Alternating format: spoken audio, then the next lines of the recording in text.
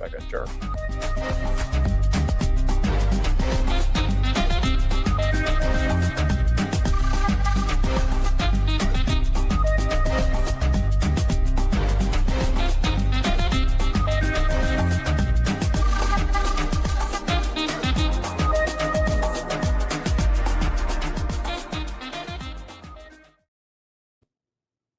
Oh, Tori, what's up, girl? How are you?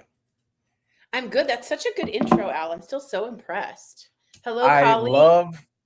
What's up, colleagues? Yeah, I love. I like the old intro song, but that's a song for a video I made called. I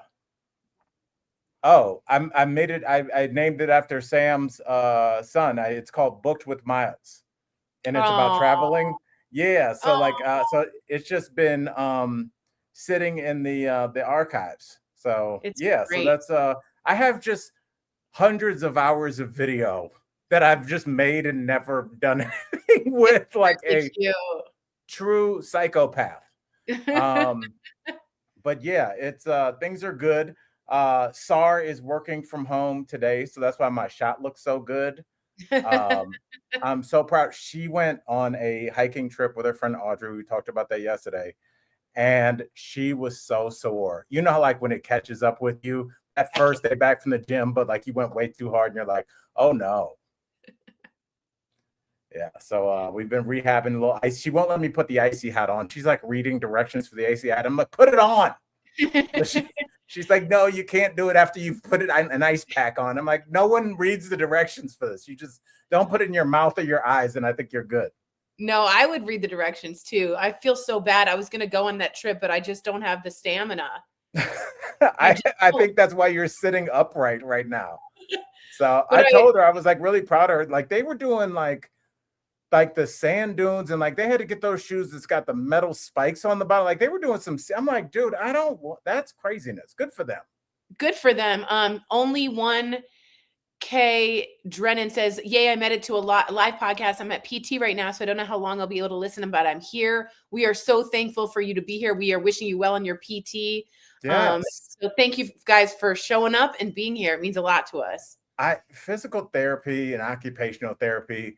I just think the people that participate in that and the people that go through it, I think it's such a like obviously you're probably rehabbing from something that was pretty traumatic, but I think the daily or biweekly progress that you see, like the it's more in tune to what real life looks like. You know, when Yes. you watch movies, it's just like I broke my arm, and then 2 scenes later, they're ready for the big match. It's Yeah, like that's what it is. It takes a long ass time, it but it's does. worth it when you It is. get back to where you want to get. So shout out, And good that luck in is your PT. and that is Karen, guys. Karen is a loyal watcher. She wrote me about a GoFundMe. She was in a really terrible accident, which I assume is why she's in PT right now. Michael Dean, if you have the GoFundMe that I sent you, or don't, I can resend it to you so we can show it today again. She's needing to get some more people involved, and we always want to help out our colleagues. So we are going to show that GoFundMe. $5, $1, $20, whatever you can, help out a colleague in need right now. She was in a bad accident, and we want to help out as much as we can. Yes, well, that's a beautiful thing, and I obviously not the accident, but just the family Yeah. that surrounds, because that's how we. I'm telling you guys, Tori, as I scroll Oh, there it through. is, guys. Thank you, Michael Dean, for doing this. Karen Drennan, you guys can look that up on GoFundMe. And she's fighting to get back on her feet. So whatever we can do as friends from work, we are hoping to help you out, Karen. We really appreciate it. Barry Benz wrote, GoFundMe a fart. Appreciate that. I don't know if you needed to read that. I don't know. You like really know how to pick the comments, What? but you know what? You know what that person did? Is it leads directly into, I'm the master of transitions. And Yes. the one that what I wanted to show you, because obviously we've got some heavy topics today, but there was one last week that we did not get to. And we like to cover all our bases, and we usually don't get political this early on. But did you see the White House meeting that Trump had in the Oval Office that was about that was put on by the dairy industry? It was No. maybe Tori, there was just a 2-liter gallon of milk on his desk, and he's like surrounded by those people behind his desk, which is always so weird. and he's talking about milk. It was so weird. But Tori, as you do sometimes, and I'm guilty of this. Sometimes, Tori, you go to sleep. Now, Oh, is what? that the one where he fell asleep? Yes, Yeah, I saw. and then he farted and scared a little girl. Yeah. Okay, well, let's show the audience because we need to have some joy in this world. So let's do this right here. Don't worry, I use the magnifier to show people's faces because I'm a jerk. Okay, let's do it. It is a bipartisan issue, and understanding where we are in this country and how important the health of certainly our children are. He's dead sleep to kick it off, which I went too fast to upload this. And he farted, and the way that he farted is how wide her eyes got. It's like when a little girl sees Santa's village for the first time and her eyes light up. And she looked to an authority figure. Like, that is a fart. When you have to talk to somebody that raised you to be like, is that what I think? Okay. And then he also got up and looked over his ballroom when they were discussing Greenland, even though you can't see the ballroom from the West Wing or from the Oval Office, and farted again on the mic. It was just a hot mic, picked it up. So I wonder if he went over there to fart. I can't believe I'm saying so much. And we've all done that before. Like, usually what what I used to do on, like, if I was on a date or with friends or something, I would just get out of the car and like pretend to get something out of the trunk. I'd be like, I think I left my galoshes back here. No, they're not in there. Anyway, let's you got to do a quick lap, make sure nothing follows you. Yeah. Yes. All right. Well, Tori, before we get into the heavy news of the day, let's do a quick recap. So let's do this really early today.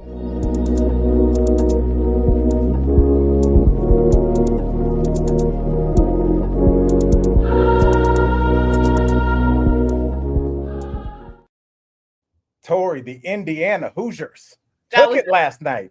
National champions. What were your thoughts? I have a dear friend of mine who works at Universal. She's the head of publicity for Universal, and she is a diehard Indiana fan. And when I saw that touchdown from that quarterback going in and hitting another player to get in, and then his mother, who is in a wheelchair, his father never stands up whenever there's a good play because she can't stand. Oh, that's beautiful. Yeah, it's a beautiful way that they celebrate. He stays down with her.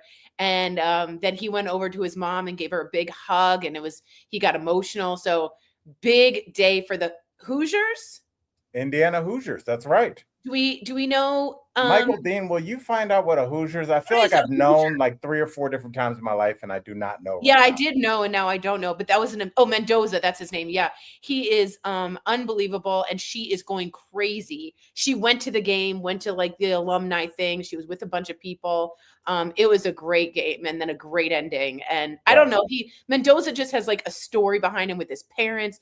Oh, a Hoosier is someone from Indiana.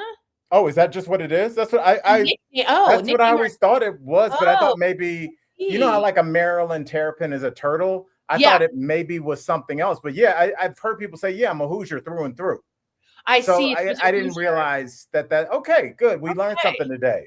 It came maybe from potentially derogatory frontier slang for a rustic person into a source of regional pride. Way to go.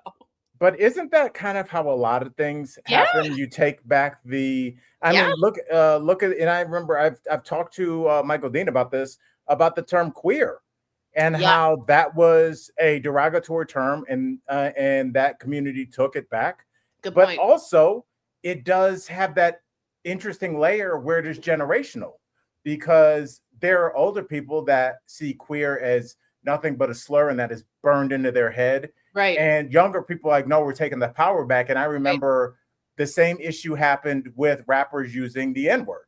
Obviously not the hard ER, but when people my dad's age would be like, why would you ever let that come out of your mouth? Right. But there were rappers that are saying, you guys don't understand, we're taking the power back. We own this now. So there's many different reasons why even original derogatory slang takes on a different meaning with a different generation. Yeah, like boss bitch, kind of a different thing too. But I do want to say that, I do want to say that there was a famous interview with Oprah, and she had Jay-Z on, And they had a really open discussion about how she absolutely could not say that word and how he could and why. And it was just a generational kind of difference. And it was a fascinating conversation.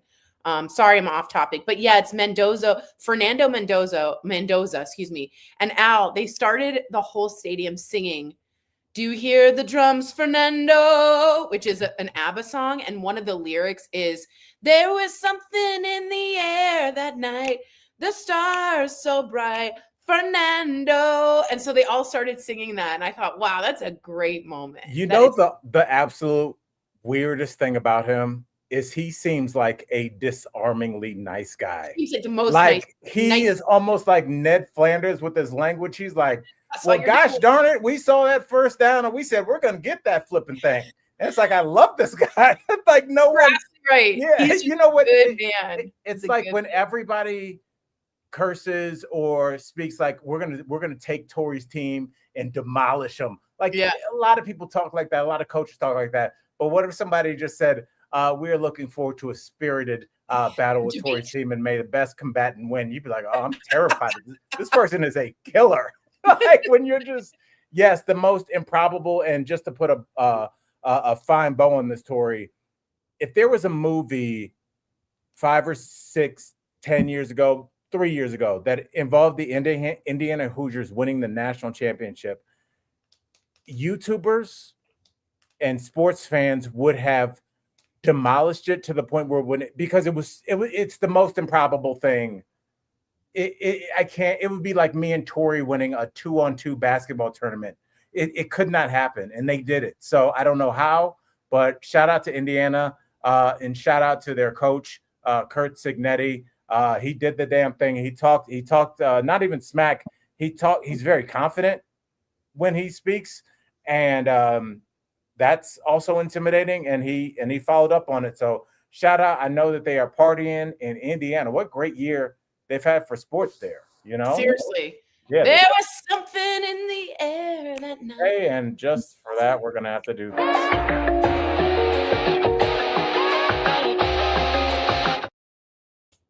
Oh, Tory with the green sweater. Let's have a little chit chat because there was an incident in St. Paul, Minnesota. That's right, Tory. We're talking about Minnesota. I know it's shocking to you.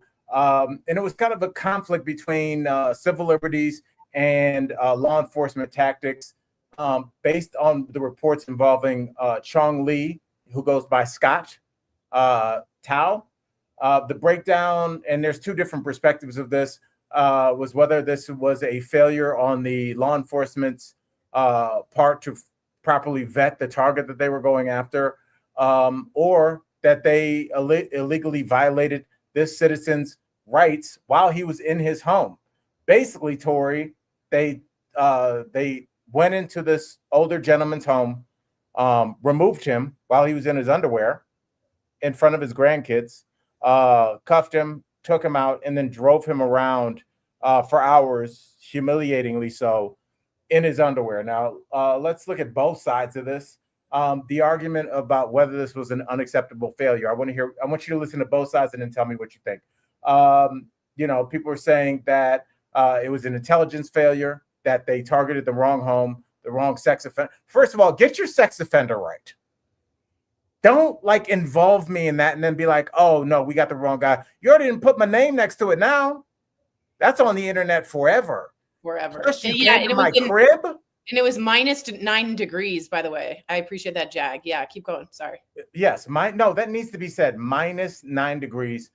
Took him out, handcuffing him in front of his grandchild. He was in, like I said, he was in underwear, and driving him around for an hour, which was on purpose and just inhumane. There's no way that, what are you, lost? Is there a bunch of traffic? What's the hour for? Even if he was said sex offender, that's not, you have a right to be transported, a right to be read your rights, but they can't just humiliate you for seemingly no reason. Now, DHS defends its actions by saying that these officers are in high risk situations, Tory, and basically S happens. So what do you think about this? Because it seems like a clear violation of the Fourth Amendment. And the Fifth Amendment. And the Sixth Amendment. He rack them up. You know what I mean? Yeah, this is happening more and more in Minneapolis. And I was in the car and I was actually listening to NPR, and they had a Minneapolis police chief, come out and say, Al, that they are hearing an enormous amount of calls that the ICE agents are breaking their civil rights. And it's now happening to actually undercover police officers or off-duty police officers. So this, and that every single one of the police officers has been of color. And so at one point, this woman who was a cop was surrounded, and guns were drawn. They asked for her papers. She didn't have papers because that's like Germany in 1938. And I think that it's being phrased that way because of that. They want to harken back to a time where you could ask somebody that appeared to be of foreign descent, at least to you, to just say, where are your papers? Do you deserve to be here? Yeah, we don't have that in America. That's not, you need probable cause to stop someone, you need a warrant to get into someone's home. You need a reason. You can't just see a color and say, that's what I want to go after. And so I learned that with Macy Gray in, what was it? What was the movie that Denzel and Ethan Hawke were in? Oh, Training Day? Yeah. Macy Gray was that woman, and she's like, I need to see that damn warrant. Yeah. Where's that warrant? She played such a cool character on that. She was. And even in Jay-Z's song 99 Problems, I'm going to need to see a warrant for that. When he talks about the trunk of the car being open. Right. This is happening so often now with violations of severe civil rights. And now it's happening to cops, that the cops are coming out and saying, if it's happening to our police officers, we can't imagine what our citizens are going through that don't have the resources to make a statement. So I do think there will be lawsuits. I do think there will, at some point, could be a class action, like Michael Dean says. But that individual was scraped up on his knees, on his thighs. So absolutely has a lawsuit on her hands. Not that the judicial branch is really doing very much, but that's his right to go after the ICE agents. And there's, lack of training. You could say these guys are filled with testosterone. They're angry. They're not paying any attention. And that's your problem. Right. And it's all because of the riots. They were trying to solve crime. Meanwhile, Minnesota is in a 30-year low of crimes. So it's just someone threw the ICE agents in as like gasoline, lit a match, and they're like, let's try and calm it down. Nothing like that has happened. And it has only ramped up into citizens. Well, what I've kind of thought about, because I do think that initially this was just going to be the plan: send ICE in there, let them bust some heads up, get the citizens upset, and then use the Insurrection Act, and then use that as a template to slow down or halt voting in blue cities. Because like we said yesterday, you can't stop voting all around, but they don't want voting to be stopped all around. Certain cities, they do want it halted. But what I think they did not account for, and what I did not account for, and I only put it together after listening to multiple reports, people on the street, Minneapolis citizens, is that they were like, we went through this with George Floyd. Yeah. So they kind of had a run through of like, hey, let's not destroy a bunch of buildings because that gives the authorities permission to do this. They're like professional protesters. They're prepared. Yeah, they're prepared. Yeah, and they know what they're doing. And the local police, again, which we've said, is starting to turn against the federal agents. So once you have the local against the federal, you have a real tense situation in which now they're sending paratroopers in. It only escalates. It never de-escalates with these guys. And so, and then I forgot to tell you, the cop that spoke out at a press conference said, when the cop took out her phone to record this situation, they knocked it out of her hand onto the ground so she couldn't record it. It's just civil rights, schmivel rights. I mean, it's as if the Constitution doesn't matter. Yeah, the Bill of Rights doesn't matter. If you're brown, you're getting stopped or pulled out or detained or asking for your papers. And as I said before, never in the history of ever have guys in masks asking for your papers ever been the good guys. So it's Tori, let me ask you a question that's not on the rundown today, but it's something I've been thinking about a lot. Yeah. This at some point will, because there's a period where it seems like nothing comes to an end, but this will come to an end at some point. But what do you think the lasting long-term damage will come from not only just citizens of Minneapolis, but just every citizen, including myself, that I've been saying it started off jokingly, because anytime I would do something and Sarah would be like, we can't do that, it's not Tuesday. I'd be like, there are no laws, Trump is president. I would be joking, but I kind of meant it. But now it's real, because if you can kick in the door with no warrant, drag somebody's granddaddy out in his underwear, if you can blind a 21-year-old protester, if you can detain American citizens, if you can take a college student from Texas, hold her for 2 days at Logan Airport, and then deport her to where the hell did they send her to? Honduras. And she's still not back, as far as I know. Yeah. If you can do that, then there are no effing rules, Tori. That's so what if there are no effing rules, when do we ever get effing rules back? And how do we as citizens believe that there's rules again? Because clearly we walked around for 48 years thinking that there were, and I was mistaken. What's important at hearing about that police chief in Minneapolis is that at some point the people of Minneapolis have to believe that the police are also on their side, because their own cops are getting stopped and ID'd. And so I'm glad he made that press conference to separate themselves from ICE agents. Very happy he did that. But I do want to say, Michael Alwood, who says, so when police ask your ID, I bet you two complain and say die to cops. No, but I would ask what the probable cause was for stopping me, because that's my constitutional right. I don't know when the MAGA people who said don't tread on me are fine dragging people out without probable cause or their civil rights to be U.S. citizens. Don't tread on me. They're taking you out of cars. They're taking you out of your houses, and they're treading. There's a lot of treading going on that is against the 4th, the 5th, the 6th, and the First Amendment, which I would think you would hold close to your heart, being a Republican and a constitutionalist, that would be important to you. But no, I don't get it. So don't tread on me, guys. There's a lot of treading going on here without unconstitutionality. Yeah, it's just interesting, and I don't get it. I also don't get, like, and whatever gentleman just made that comment. Why not engage in like a real conversation? Yeah. Because I'm asked for my ID quite often. I told you when I went into that bar in Steamboat, I was asked for my ID. I didn't tell that person to die. I don't mind offering my ID, but sometimes when you're offering your ID and it's thrown or kicked out of your hand, or when you say that I am an American citizen and they tell you to shut up and slam you on the ground, I think it's fair to ask questions. And I wonder if that person... And that's your right.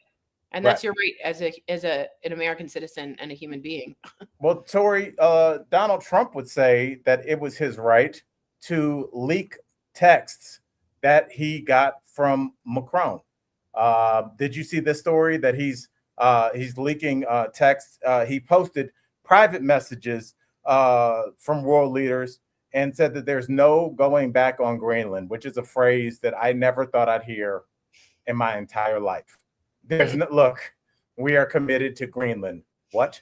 While hinting about future talks that are coming up in Davos. So, Tori, what do you see the strategy in this type of diplomacy? And should you ever post text? Let's forget Trump for a second. Is it always a weak move to post screenshots on social media? Yeah, especially with allies, especially like major European allies. Today is the first day I'm starting to see in the newspaper, and I'm starting to see online, and we're starting to see people talk about NATO issues and Europe treating America like an enemy.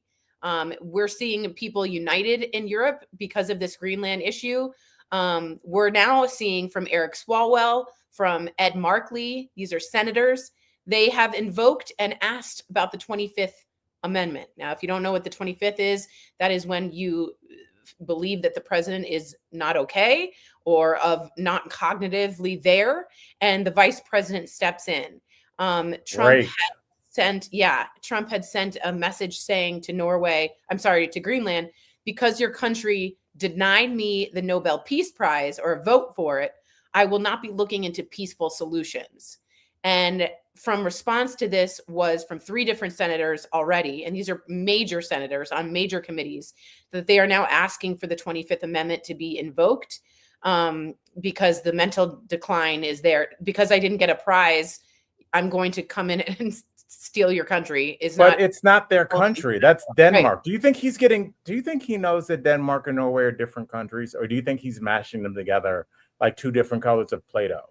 I don't think he's well versed in foreign policy in terms of this, and foreign policy. or That's not foreign policy. But yeah, they what? I'm when asked today, why do you need Greenland when you already have a military base that you could expand? He then said, because I don't want Russia and China to have it. He doesn't want them to get the minerals. He doesn't want them to get the oil. And the idea that another country can come in, so you're going to get it first, also doesn't follow the engagement of our foreign policy and NATO. And Denmark has allies, and if they start in well, they're in NATO, so yeah, they got allies. Yeah, it's like being in the Avengers. If one thing starts, then it all starts to come over, and now we're in a world war because we wanted to take Greenland and without any kind of like actual legal right to do so. The people of Greenland have spoken up. They're marching. The people of Denmark have spoken up. So at some point, this Greenland, I do want to say, has been the most Googled thing, and it has overtaken the Epstein files as the most Googled situation. And maybe that was by design. Right. I totally agree with you. All right, Tori, I'm going to play this, and it's because I think we're going to go off track a little bit, and I think we might get into a little bit of conspiracy Al. Okay, here we go. Boy.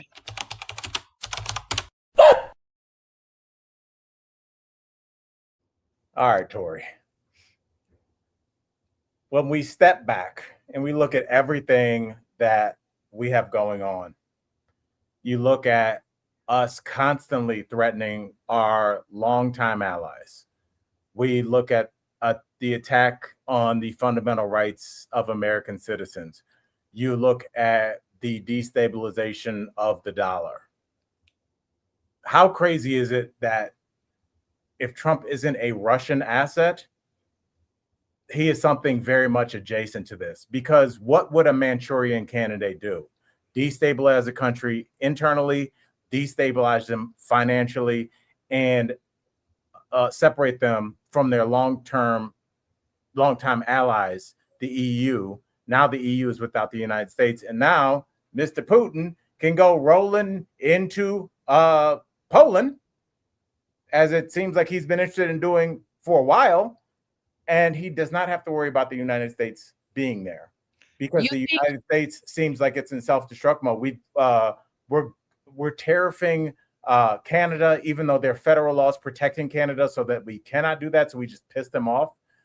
What else would you ask for if you purposely had a Manchurian candidate trying to destabilize your biggest ally? What has he not done?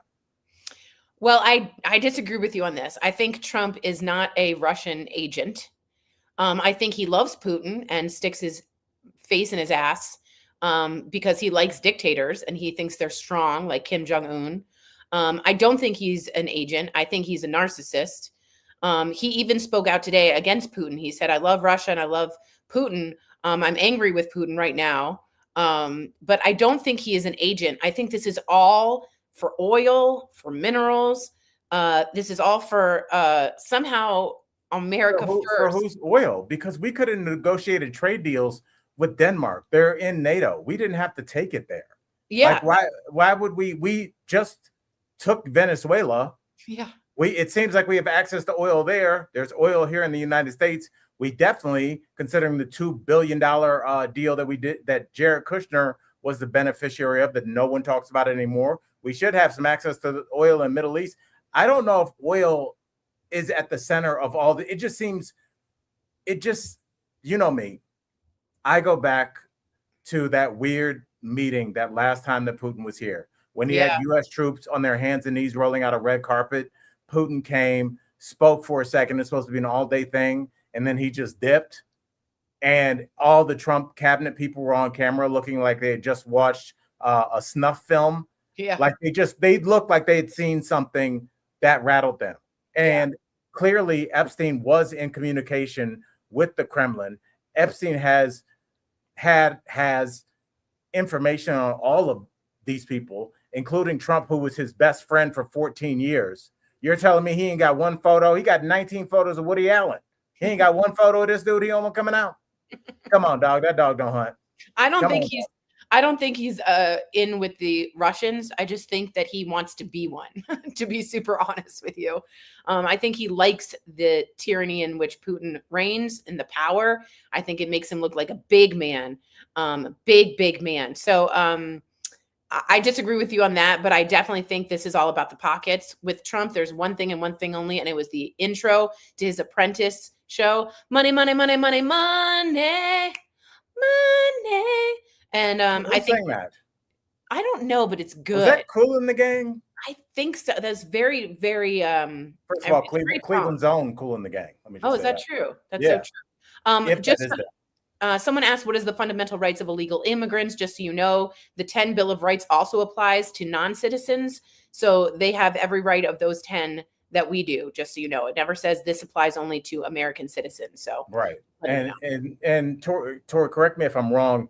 It's written like that to prevent there being citizens that, well, twofold. One, that there wouldn't be people in this country without rights that could be, attacked without,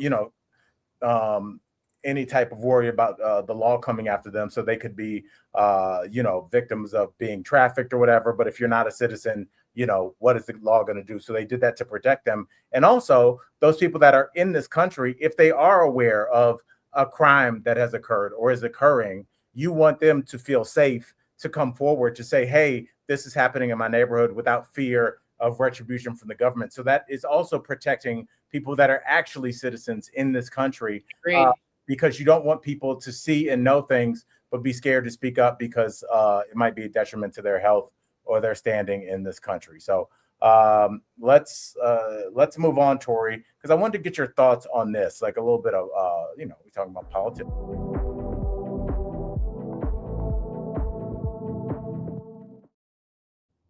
Tori, what did you think about this story that Josh Shapiro claims?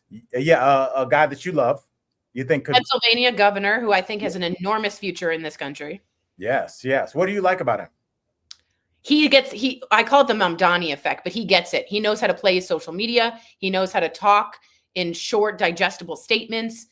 His house was burned during Passover, just so you know, in an anti-Semitic attack. But Shapiro gets it in the way Schumer doesn't. He brings the right things to the right fight. And he is bold, strong, young, and full of energy. And I didn't think that's where you were going. Full of energy.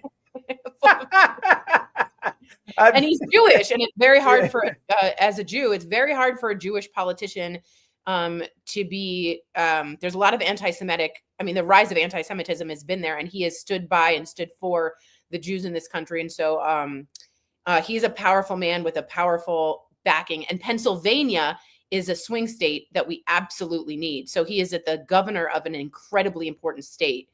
Even look for him for VP, but look for him in the future. Well, that's the story I wanted to talk to you about, because the Harris campaign was looking at him and vetting him to be VP. And he says that the Harris campaign asked him, are you an agent of Israel? And I don't know anything about being agents, but I think if they are and you ask them, they probably won't say yes. That's all I know. That's all I know about secret agents is they don't go, you got me. Who told them? I'm not. Tori cannot hold water. I told her, stop putting that under my Instagram bio. Tori, what? If you do think they're an agent, don't you have means to investigate that? You would obviously think. Now, just so you know, Mossad and people in Israeli intelligence and agents of Israel are some of the best trained and best in the world. And so I don't think if he were, he wouldn't answer that. But it's also slightly insulting that he would have been asked that. I understand you're vetting, but somewhat odd question to ask someone because they're Jewish. Are you an Israeli agent? Maybe that's what vetting is you just get it over with. It's like you don't hire, any kind of, private investigator. Yeah. You just ask them everything. Are you the biggest drug dealer in the Southern Hemisphere? No. Good enough for me. All right. That's good. Check mark. Let's move on. Okay. It also just shows the disorganization of the Harris campaign, because that was going to be my question. What was her? Because you would know that this would have to be insulting. If I had to ask somebody like this, I would sneak around and try to not let them know if I was trying to figure this out, even though I would vet them and see if they're an agent of anywhere. Sure. To see if they have any skeletons in their closet that would come out on the campaign trail and destroy our campaign. That's very fair to leave no stone unturned. Please, totally. That would be the smartest thing to do. But what do you think her goal was with this? I think and I think Michael Dean said it really well. I think they were asking if he's beholden to a certain country other than the United States. And Michael Dean just wrote in and said there was a ton of concern that John F. Kennedy would be beholden to the Pope, since he was the very first Catholic ever elected to presidency. And there was concern of who is your first loyalty to? Is it to your religious base? Is it to your homeland? Or is it to America? It's just odd that they just went up and asked him.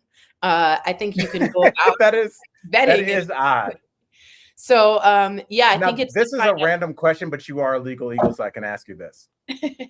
If a cop is an undercover prostitute, why do they not have to tell me if I ask them? And it sounds like this is a problem I've had several times. This is very hypothetical. So how come hypothetically last Thursday, I was lied to?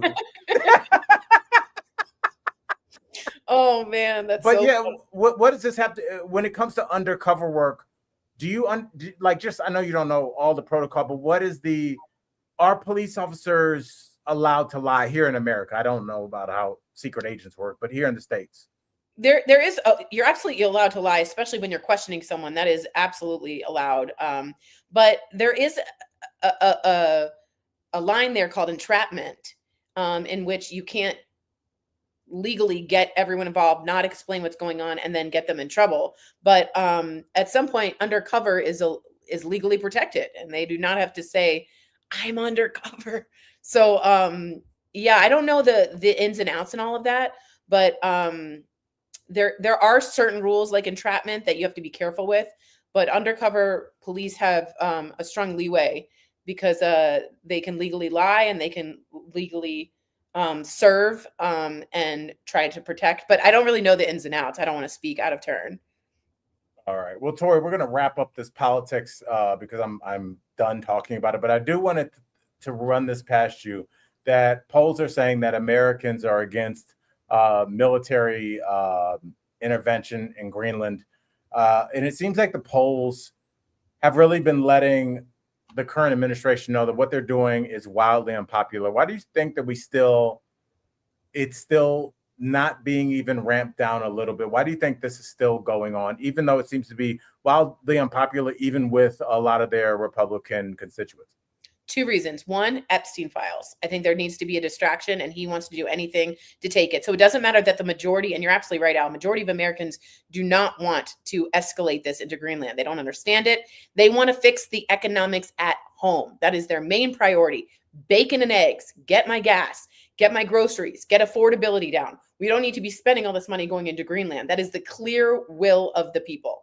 Second, when you have someone like Stephen Miller in your cabinet, and he wants to, and said this to Jake Tapper, spread America as wide as possible and their power across the world, you are living in a different way of foreign policy. And it's not, I'm going to protect the world, or I'm even going to not protect the world. It's, I'm going to take over the world. And that is Stephen Miller in a nutshell. And that is, they want to expand and take over. So Jake Tapper was asking Stephen Miller recently about this, and he went on and on about World War II and how America apologized for taking things and they shouldn't have. And Jake Tapper was like, I don't understand what you're saying anymore. But you just look at Stephen Miller's policy. This is screaming Millerism, which is a type of, I will take what I want without asking, without judges. Well, he actually said, if you can't defend yourself, then you are at risk of being taken. Yes. And there was, I believe it was a member of the Denmark cabinet said that's the exact thinking that somebody that commits SA, that assaults women, would say. If she's not strong enough to fight me off, then what am I supposed to do? Yeah, it's exactly right. And it's something that I promise you the majority of Americans do not want. They just want their eggs to be less expensive. They don't want that. But again, Trump likes to have chaos in many different areas. So Venezuela, we have Greenland going on. We have the Minneapolis situation. Meanwhile, he's farting around and we can't even get our heads around what's happening hour to hour to hour. Yeah, but this is year one of his presidency. Like, he's got 3 years. He can't distract from the Epstein files for 3 years. Like, I don't know if there's an end game, but it just seems very, I don't know if they know, quite frankly. Yeah, I mean, I think they're rolling with it, and he's putting out texts and finding things in Truth Social at 1 a.m, and people are waking up and having to figure that out. But a lot of this foreign policy is coming from one man named Stephen Miller, who even Trump said he can't tell him his real opinions because they're so awful.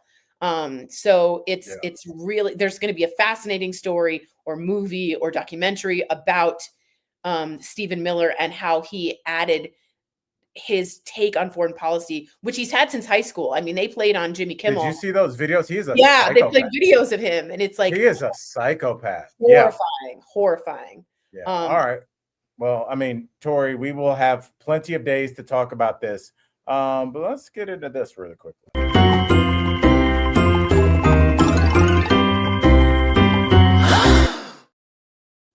All right, Tori, have you been following what's going on with the Beckhams? Yes, very closely. All right, talk to the people. Okay, so if you guys don't know, right now, Brooklyn Beckham, who is the son of David and Victoria Beckham, married Nicole Peltz.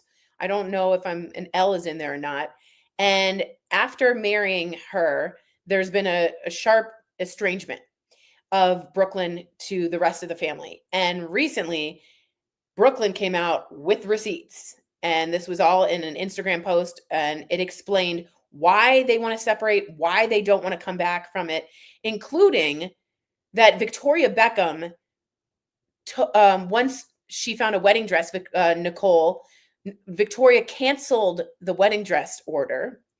And then for their first dance, she came up and danced incredibly aggressively sexually with her son instead of letting Brooklyn dance with his wife, and has pushed. Wait, say that again. Yeah. So the first song, say it slower.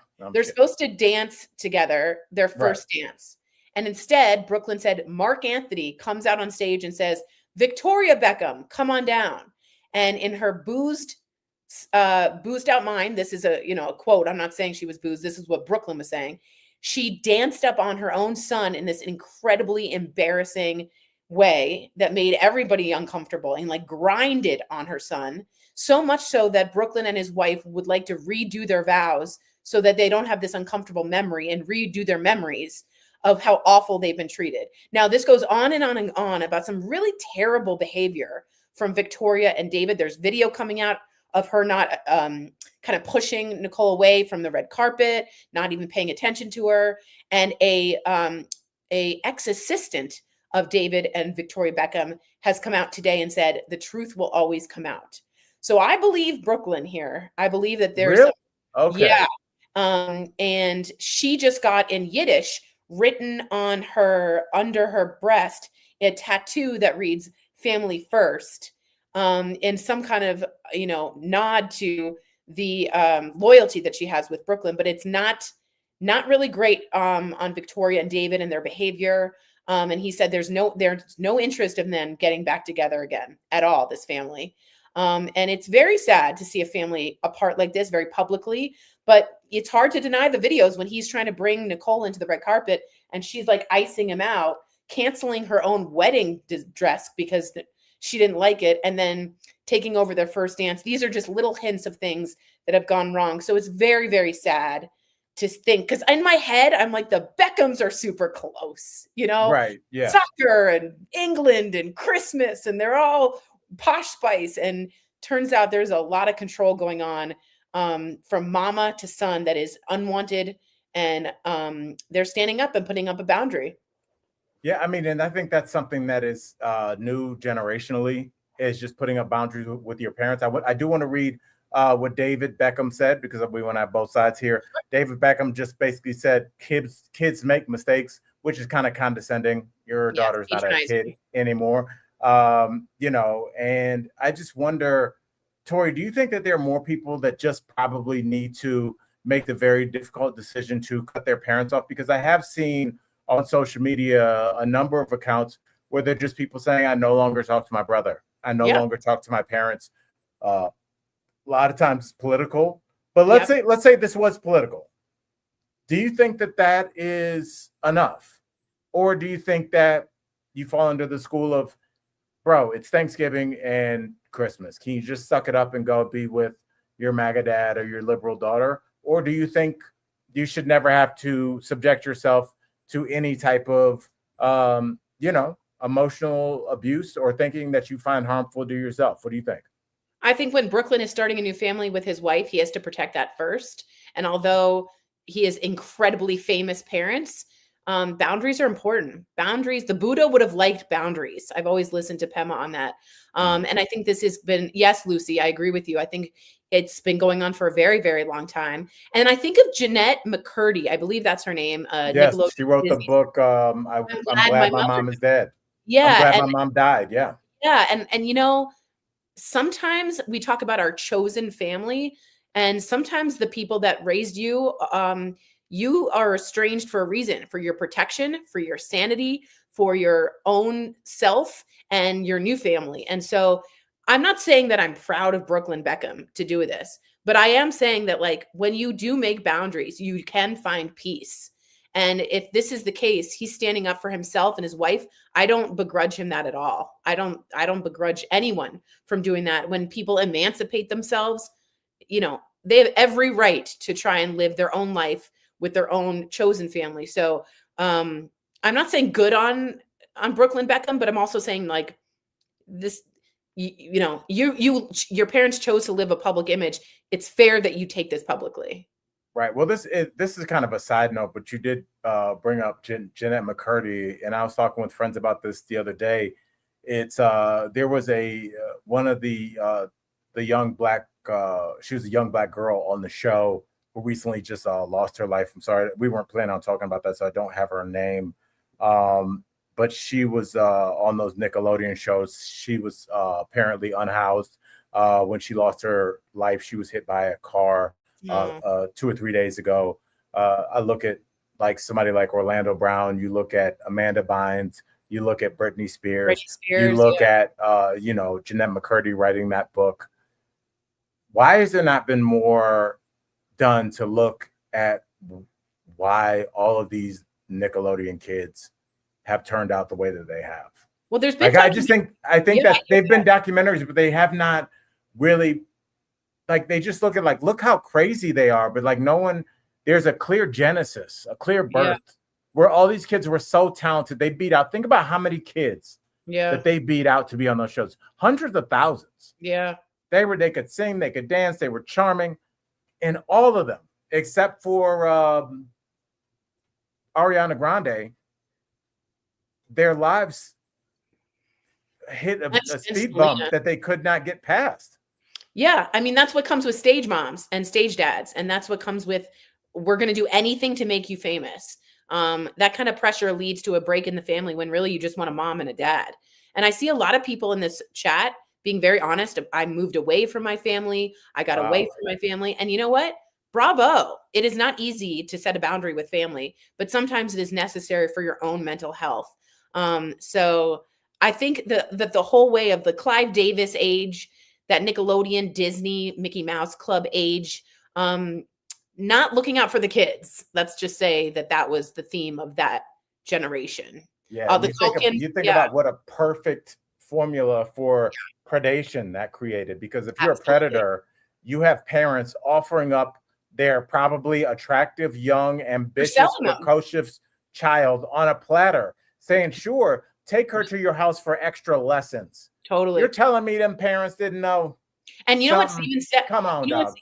I agree with you. You know what's even Come on. sadder? And we had him on our show. Who is it? The guy, there's two. The two boys from like Stand By Me. Corey What's his Feldman. Corey. He said this so many times and people laughed at him. He tried to out the pedophilia ring that he included and alleged Elijah Wood was part of, and these kids were being tortured and mishandled. And Barbara Walters basically laughed.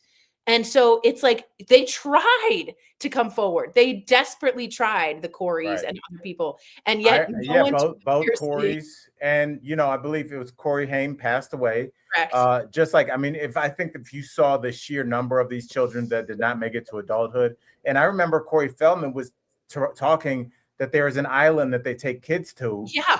and everybody laughed in his face. Laughed at him. Then you turn on Netflix, and there's a documentary on Abercrombie and Fitch called White Hot, and there was an island Absolutely. where they were taking boys to. No one made the connection. No one made an apology. They just still continue to laugh at Corey Feldman. And I don't know. I just think maybe it's something that this generation is not ready to address. Mm-hmm. But I just think it's very strange that almost all of the young icons that raised, not my generation, I'm a little bit too old, but the generation right underneath me, they've all fallen on hard times to the point where one of them, I think really the only two that really made it out were kind of Kanan and Kel.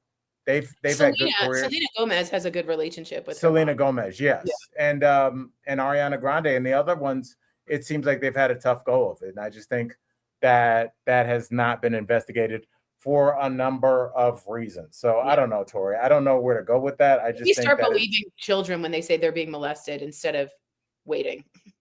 I think sadly it's about who's doing the molestation, because if it's a famous person or a person that's involved with a larger organization, I think that's much more difficult. And I think that's why a lot of these PDF files align themselves with large organizations, because like any system, like your body, you get a cut on your hand, white blood cells come and they defend your system.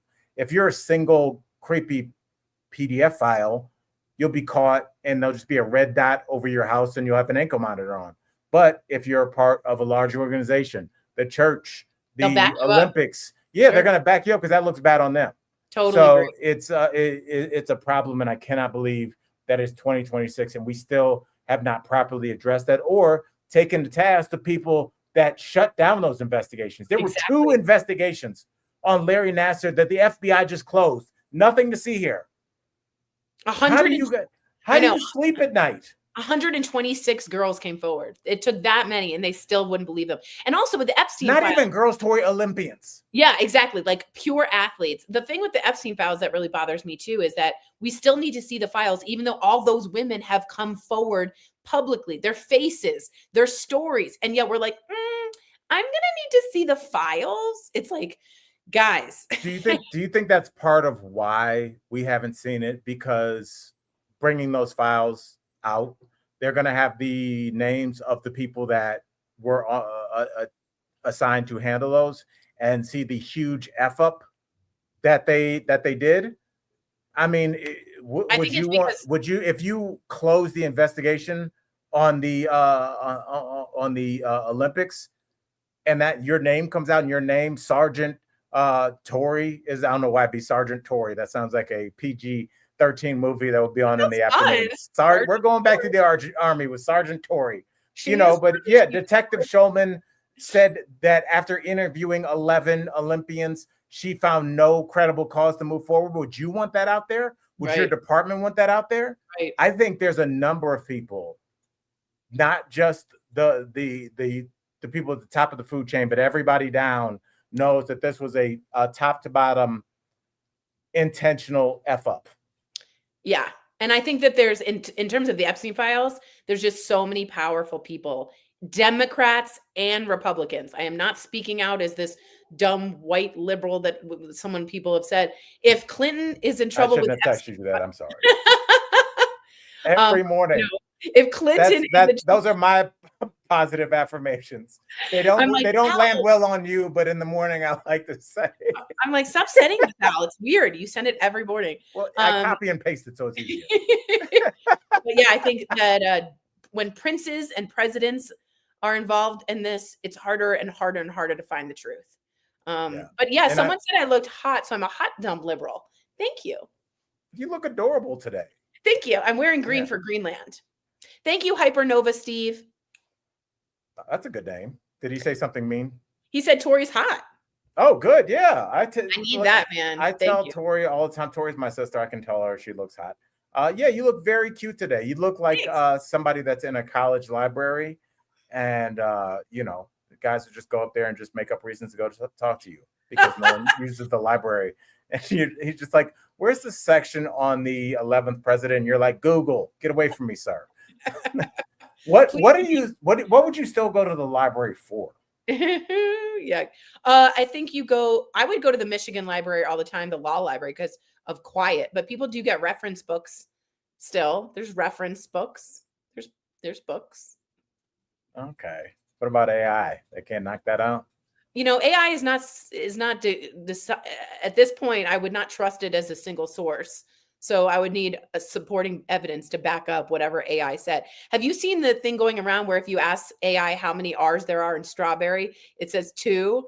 And this guy's like, there are 3. And there's a whole fight. And it's like, again, there are only 2 R's in strawberry. And it's like crazy.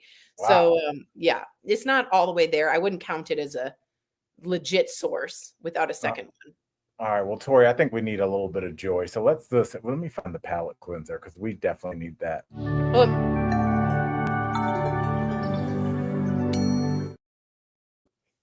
Were you going to say something? Well, someone's like, Greenland belongs to dumb white liberals. Greenland also is full of Inuits, who are a group of people that are not white and should be considered. Tori, I don't think you have to address that because in a weird way, I kind of wish it was so that you could write that on a test. Like right after, like, who owns like the Virgin Islands and you know, who owns Puerto Rico? Yeah, well, who controls the territory of Puerto Rico? And Greenland is just dumb white liberals. Yeah. I'd be waiting to get to that just to be able to write that down. Correct. Well, Tori, you know who belongs to me and you and all the people? Who's Dolly Parton, the living legend, the gem of our generation. And when I say our generation, just anybody that's alive right now, Dolly Parton is on the Mount Rushmore of my favorite people on the planet. That has not changed. It's like her and Betty White. They are nationally just beloved. Gangsters. Beloved. Beautiful gangsters. And you know what they were? They're principled in what they believe. And I really respect that. Yes. Yeah. Shout out Betty White. You will live forever. And Dolly Parton is still living. And Tori, she turns 80, which is in a weird way. I thought she was much older. No shade. She doesn't look older. I don't know my life without her. So if it said she was 90, I'd be like, okay. But that's like closer to my mama's age. No shade. Yes. Even though my mom is like 75. But I'm just saying, like, I thought she was like in her early 90s just because I don't know the world without her. And I'm 50. And she's also having some health issues. Unfortunately, she had to cancel at the Grand Ole Opry for her birthday because of some unknown, unspecified health issues that we're hearing more and more about. I do want to give a shout out to Dolly Parton because many people don't know this. She has the Guinness Book of World Record for giving away the most amount of books of any human on earth. She's given 100 million plus books away. Her imagination library gives any kid from 0 to 5 a free book for every month until they're 5 years old for no cost, in which many of our people in the chat have said they've used for their children. Wow. And when asked on DBL, she was on DBL and interviewed, I asked her the question, why was reading and books, why books? Why are they so important to you that you would give away 100 million plus books? You know what she said, Al? She said, because my daddy couldn't read. Wow, man. And I mean, if you think about the fact that her father couldn't read, how vulnerable that makes you to Absolutely. to everything, to people saying, oh yeah, that's I think up until automated kind of cash registers and stuff like that, that was a problem. You just brought up like a weird memory. But I remember I used to go to, when my dad was a lawyer in Cleveland, there's a local chain of donut places called Amy Joy Donuts. And I can still, like, in my mind, I can smell the donuts, and I can go back to probably 1986 being in there. And my dad would always make sure before he left his law office, because that was back when you knew how much everything cost, that he had exact change. Because one day I guess he said that he gave her, like, like when something was like $1.65 and you You give get somebody 2.5. $2.15, It's very just to get, confusing. like, and he said that like she broke down because she couldn't do it, and she was the cashier, but like math and reading, things that we take for granted, were just things that just were not for a long time, and it allowed people to take advantage of people's salaries. Think about all the contracts that you're incredible signing musicians, you don't know, because you No. think the record label didn't know that insert celebrity in 1963 couldn't read. Amen. They're fresh off the farm, can play the guitar and dance like nobody's business, but they know they don't know contract law. Yeah, absolutely. Absolutely agree with you. And I think she came from, as she calls herself, a hillbilly kind of place. And Barbara Walters' famous interview where she goes, Dolly, you don't have to look like all this. And she goes, I know, I choose to do this because I want to. And Dolly has never strayed from that. She always said she wanted to be this. And here's a cool fact for you guys. We'll decide if it's cool. Elvis Presley asked, so I don't know if you know, Dolly Parton wrote I Will Always Love You, and Jolene on the same day. Which is insane. And she wrote I Will Always Love You. And Elvis Presley, the biggest musician of her time, asked for the rights to sing it. And she goes, I don't know why, but I didn't give him the rights. And then came Whitney Houston and came the Bodyguard. She said, imagine how much, it's just, she has the right instinct. She wants to help people rise up. She's nothing but good. And I just think she's a national treasure. That's right. Well, Tori, you are a national treasure. And yes, you are. People love you. I love you. Thank you. People like you. Thank you. Some people think you're fine. All right, Tori, it's time for this. People don't like me, and that's okay. Except wouldn't it be? I think people not liking you just shows that you have defined edges. That's a good thing. It means that you have a presence. All right, Tori, let's do this.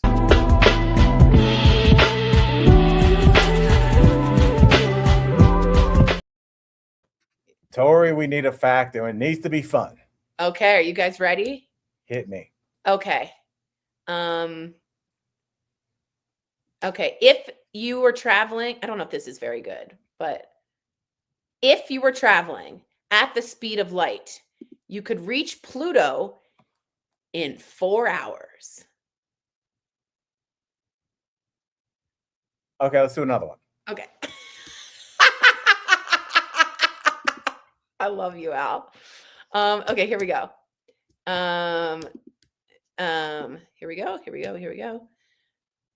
If you're a man, your smallest cells are sperm cells.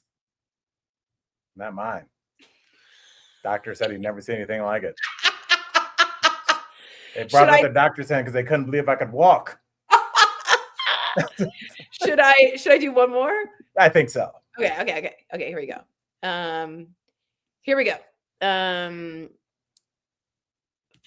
Okay. Bananas are slightly radioactive. Why? Because potassium is positive? I don't know. Positive ions? I don't know. Okay, so you're just throwing out random shit. Slightly radioactive. I think we need one more. Okay. Are you looking at some kind of erotic site? All of these kind of have like a weird sexual. No, they're not sexual. No. All right, bananas. Okay. Oh, origin. Oh, that's cool. Okay. Orgies? No. Sorry. Going back over here. Here we go. Okay. All right. Here we go. You're like a woman at the DMV that can't find my license. No, I'm getting it. Right here, sir. Here we go. Johnson, Jackson. I'm on the wrong section. Hold on one second. So this is what scientists say about crying, which I know my part in this. Scientists say that tears tell you the reason for someone crying. If the first drop comes from the right eye, it's tears of joy. If it comes from the left, it's because of pain. Is that because of the hemispheres of your brain? Oh, probably. Oh, that's interesting. Isn't that really crazy? That actually kind of makes sense. That's really interesting. Now, what if you're Erica Kirk and they're just fake tears?